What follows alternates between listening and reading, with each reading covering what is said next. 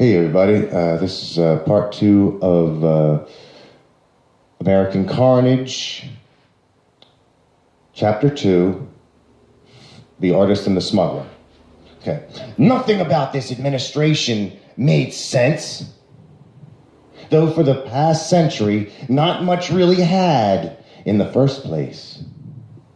People were used to it by this time. Orwell called it doublethink. I call it terrible. Francois retrieved a metal cup from an overhead cupboard in the kitchen. He poured into it a pale liquid from a scratched and dusty crystal decanter. Cavane kneaded his stubby fingers while he waited for his libation, standing directly behind Francois, breathing uncomfortably hot stink over the top of his friend's shoulder. "The Prez," started Cavane. "He said he's going to take back the West Coast. Restore order, he calls it." "What a fucking joke," Francois answered. "We've been doing fine out here by ourselves, thank you very much." "I guess if that's what you want to call it, fine." Still, it could be worse," continued Cavane. "Which is what I guess is about to fucking happen, thanks to our Commandant in Chieftain." "So help me!" abruptly roared Francois, with accompanying spastic flailing limbs. "If one of those Republican stooge secret police sons of bitches sets one foot in my studio, I will lose my mind. You hear me? I'll lose my friggin' mind, and that won't be for the first time either. You know this too. I am not kidding." exclaimed Cavane. "I knew I'd get you started somehow." "Oh, is that why you came here? To interrupt my artwork and get me upset?" "No, there's more to it than that," said Cavane. I think I need a big favor." "You think you need a big favor?" "Yes, I think I do." "It doesn't have anything to do with, people smuggling, does it?" "It might."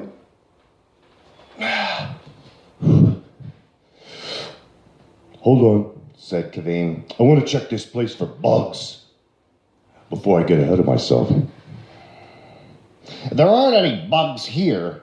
You must be out of your mind. That paranoia, it's getting to you." "Yeah, well, one must trust his own eyes and ears in this strange world. And even then, sometimes it isn't enough." "You're telling me everything's really gone to shit?" Cavane deftly withdrew a device from his back pocket and gave the surrounding area a once-over. The light on the device remained green. That meant no bugs. "Looks good," said Cavane. "I just had to check for a second." Yeah. You can't be too careful." "So what's this favor of yours going to entail?" There's a few refugees headed north. I need a place to keep them while I work out a few kinks on my end." "You've got to be kidding! More refugees?" "More ignorance." "I told you no more after last time." "It's just that." "I swear," interrupted Francois, I will not let one more bedbug-ridden, ignorant refugee step one more goddamn foot through my door." "Yeah, well, you said that last time, and the time before that." "That's because you keep pressing me. Just like how I'm pressing my luck every single time I perform this function for you." "Yeah, well, the money's right, so, isn't it?" "That may be so, but still, you ask too much of me." Is it too much to ask to, help your fellow man? Yes, it is. So you're gonna sit here and paint while good men die and are falsely imprisoned for no good reason at all at Guantanamo Tower.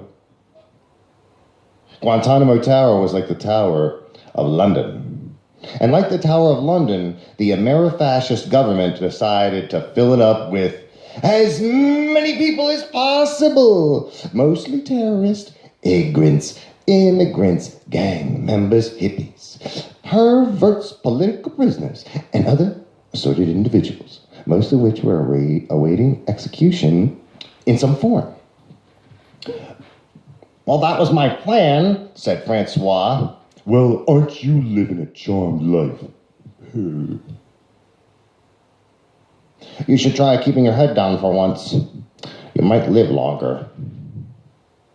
Whether I want to live longer is a subject that is best very fucking questionable.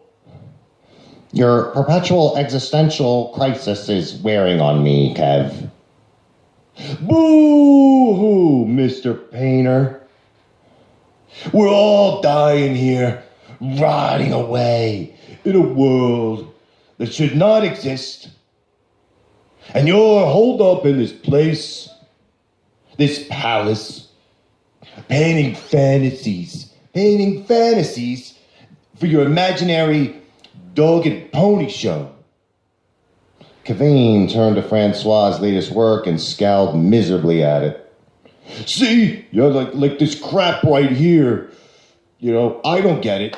What world are you living in anymore? I'm living in a world as I see it, and a lot of what I see I don't like. So I've taken to painting what I would like. And that's this?